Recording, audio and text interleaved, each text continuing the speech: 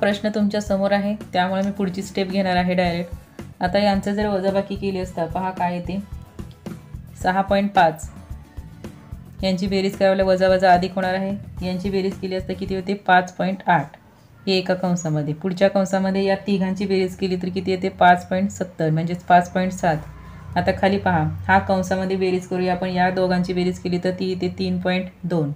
दुसऱ्या कंसामध्ये 3.2 त्यांची वजाबाकी 3.2 येते वजा। आता इथं काय करायचं, या दोघांची बेरीज करायची, या दोघांची बेरीज किती येते 2.50। आता या कंसातली वजाबाकी करायची, यांची वजाबाकी येते 2.50। आता एक लक्ष द्यायचं आहे, आता यांची वजाबाकी करून घेऊया, किती येते ते पहा, यांची वजाबाकी केली तर ती येते 0.7। आता पुढची स्टेप पहा काय होते, 0.7 यांची वजाबाकी म्हणजे इथं दोन कंस आहेत म्हणजे दोघांच्यामध्ये गुणाकाराचं चिन्ह असणार आहे, 5.7 70 म्हणजेच 5.7 घेऊया आपण। आता इथं 3.2 दोन कंसामध्ये गुणाकाराचं चिन्ह 3.2 गुणिले 3.2 वजा 2.5 गुणिले 2.5। आता हे असं केव्हा असते, आता एक सूत्र माहिती आहे आपल्याला, ए वर्ग अधिक बी वर्ग जर असेल, आता यांना कसं लिहिता येईल पहा, 3.2 चा वर्ग वजा 2.5 चा वर्ग या पद्धतीने आपण लिहू। आता आपल्याला माहिती आहे काय, ए वर्ग वजा बी वर्ग जर असेल तर काय असते त्याचा विस्तार, एका कंसामध्ये ए अधिक बी, दुसऱ्या कंसामध्ये ए वजा बी। तसंच आपल्याला या ठिकाणी करायचं आहे, हे 0.7 गुणिले 5.7 यांचा गुणाकार आपण का करत नाही ते आता तुम्हाला समजेल। आता हे एका कंसामध्ये काय करायचं आहे, एका कंसामध्ये ए अधिक बी म्हणजे 3.2 अधिक 2.5, दुसऱ्या कंसामध्ये 3.2 वजा 2.5। मोठा गुणाकार करायला वेळ लागतो म्हणून आपण ही ट्रिक वापरलेली आहे। आता हे वरचे 0.7 गुणिले 5.7 तसंच ठेवायचं आहे। आता यांची जर बेरीज केली तर ती किती येते 5.7 येते गुणिले, आणि यांची जर वजाबाकी केली तर येते 0.7 येते। म्हणजे काय झालं पहा, वर 0.7 आहे खाली 0.7 आहे कॅन्सल, वर 5.7 आहे खाली 5.7 आहे कॅन्सल, म्हणजे उत्तर किती आलेलं आहे 1। पर्यायामध्ये पाहायचं आपल्याला, पर्याय क्रमांक दिसेल, पर्याय क्रमांक 1। असे उदाहरण बघितल्यानंतर खूप मोठे वाटतात, परंतु आन्सर त्याचं जर आपण योग्य कॅल्क्युलेशन केलं तर अगदी सोपं असतं। एका वर्तुळाकृती बागेमध्ये असणाऱ्या आयताकृती मैदानाची लांबी, एक वर्तुळाकृती बाग काढूया आपण, त्याच्यामध्ये आयताकृती मैदान काढूया।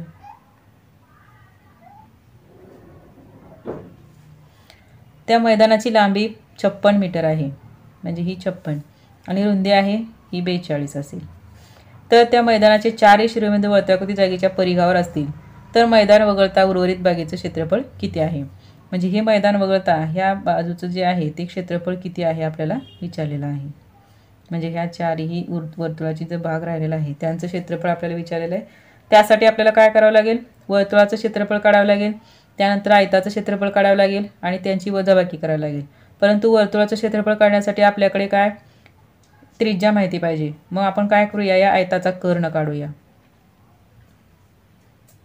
या आयताचा कर्ण काढला आपण, आता याची लांबी काढूया।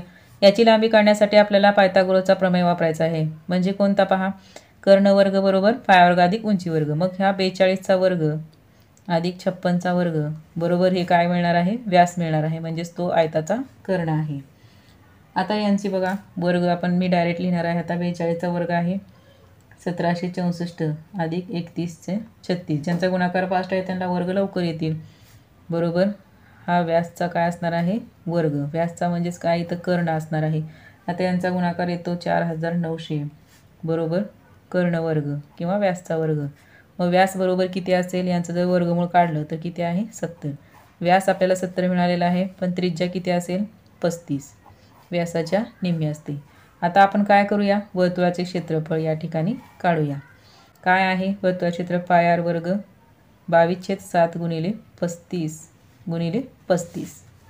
आता 22/22 गुणिले ह्या 7 न 7 5 35 म्हणजे 22 गुणिले 5 गुणिले 35 बरोबर यांचा जर गुणाकार केला तर तो गुणाकार किती येतो, तर 3850 एवढं काय आहे वर्तुळाचं क्षेत्रफळ आहे। आता आपल्याला काय काढायचं आहे, आयताचं म्हणजेच काय मैदानाचं क्षेत्रफळ काढायचं आहे।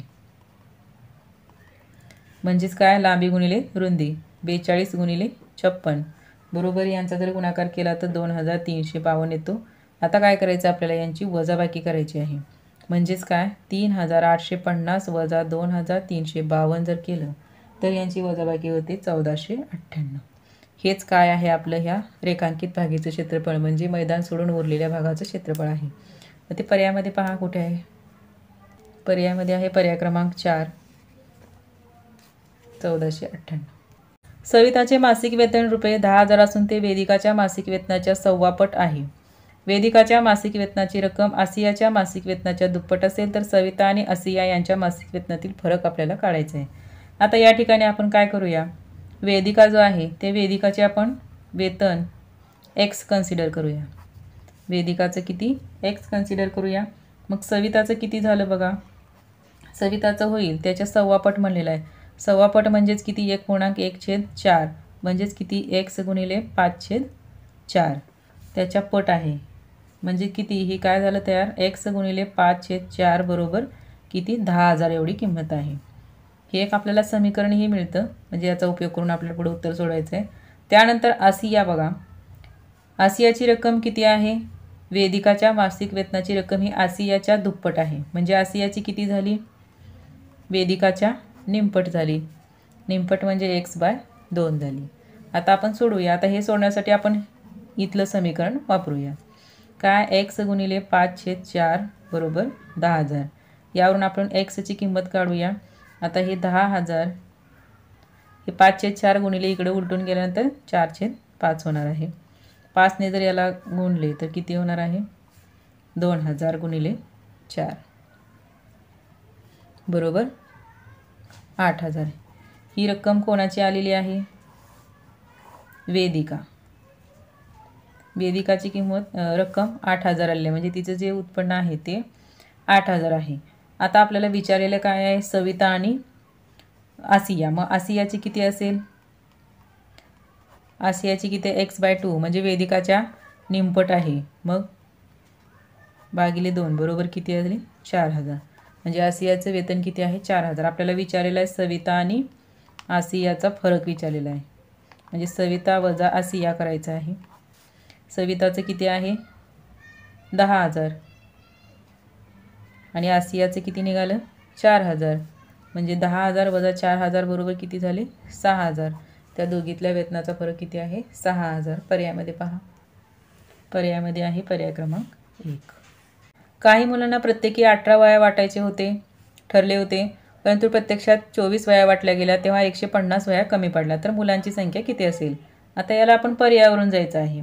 म्हणजे पर्यायाला काय करायचं आहे, या 18ने गुणायचं आहे, त्यानंतर 24ने गुणायचं आहे. त्या दोन्हीतला फरक जर 150 आला तर आपलं ते पर्याय बरोबर आहे. मग आपण काय करूया, डायरेक्ट 25 घेऊया. हे मी तिन्ही पर्याय करून पाहिलेलं आहे, तर 25 पर्याय तुम्हाला करून दाखवते. आता 25 जर आपण मुलं कन्सिडर केली तर 25 गुणिले 18 वह्या वाटायच्यात आपल्याला, तर किती होईल त्याचं उत्तर पहा. आता यांचा गुणाकार येतो 450. आता आपण जर 25 मुलांना जर 24 वह्या वाटल्या तर किती येईल याचं उत्तर, याचं उत्तर येईल 600. आणि आता 600 वजा आपण 450 करूया, त्याचं उत्तर किती आलं पाहिजे, 150 आलं पाहिजे. तर 150 येतं आपलं उत्तर, म्हणजे 150 वह्या कमी पडल्या 24 वह्या वाटल्यानंतर. म्हणून या ठिकाणी आपलं उत्तर पर्याय क्रमांक 4 हे बरोबर आहे. 25 मुलं त्या ठिकाणी असायला पाहिजेत. शेजारील आकृतीत चौकोनांची संख्या किती म्हणलेला आहे. आता या ठिकाणी पहा, हा एक मोठा चौकोन आहे, त्यानंतर इथं एक आहे, त्यानंतर हा 3 झाले, त्यानंतर हा एक चौकोन तयार होतो 4, हा एक होतो 5, त्यानंतर हा एक मोठा होतो 6 आणि हा मोठा एक 7, हा एक तयार होतो समांतरभुज चौकोन. अशा प्रकारे 8 चौकोन या ठिकाणी तयार होतात. त्यानंतर पहा, 56 वस्तू समान वाटायच्या असतील तर किती प्रकारे वाटता येतील. हा प्रश्न एकदम सोपा आहे, पण विचारलेला आहे वेगळ्या पद्धतीने. ज्यांना समजला त्यांना उत्तर पटकन आलेलं असेल.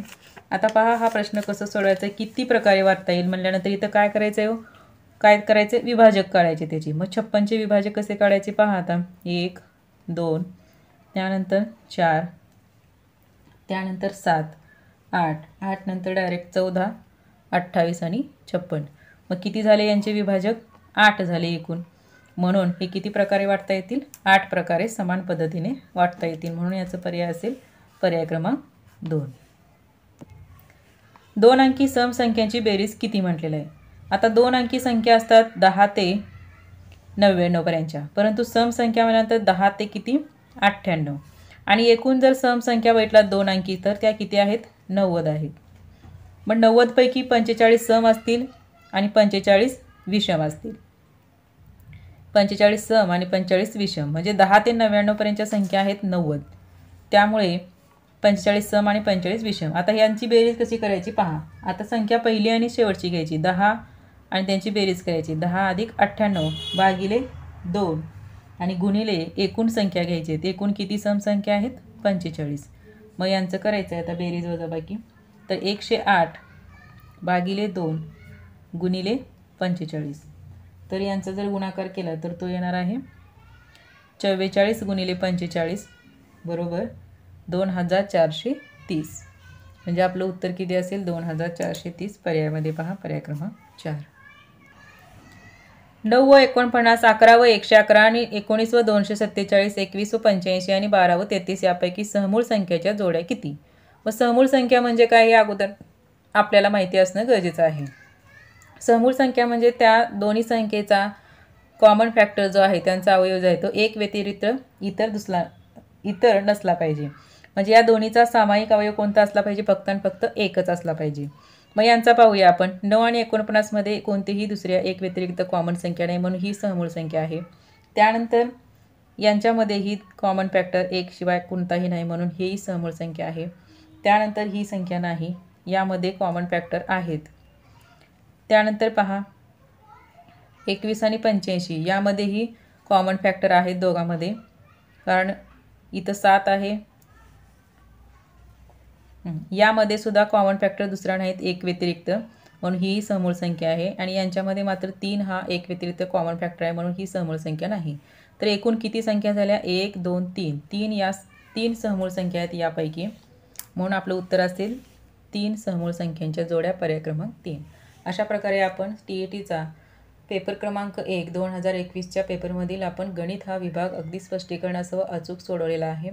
तुम्हाला यासारख्या आणखीन प्रश्नपत्रिका पाहिजे असतील, आता टेट ही एक्झाम जवळ येणार आहे त्यासाठी तुमचा सराव करून घ्यायचा असेल तर तुम्ही या चॅनलला सबस्क्राईब करा, जेणेकरून तुम्हाला अशा प्रकारचे व्हिडिओ जे आहेत ते तुम्हाला तात्काळ भेटतील. थँक्यू.